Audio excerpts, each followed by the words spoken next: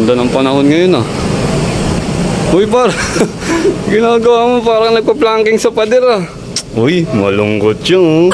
Nulungot na ako par kasi tinan mo. Bakit? Apply ako, ang sabi sa akin, tatawanan lang ako. Tatawanan, baka masiyahin lang sila. Ito naman masyado kang ano. Par, puro halo par.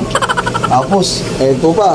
Oh, Tignan mo par, apply ako ng apply, hindi na ako tinatanggap. Hindi ba ako katanggap-tanggap? Tignan mo par, tignan mo.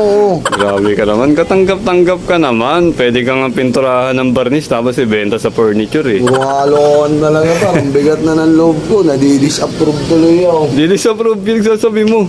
Alam ko disappoint yun ah. Ha? Hindi, eh basta, hayaan mo na Ang mabigat bihira. yung loob ko. Iniiba mo pa eh. Tapos eto pa, Oh. yung daga ako sa kanal, 3 days na, hindi na umuwi. Talagang Ano yun, kalapate? Batcher?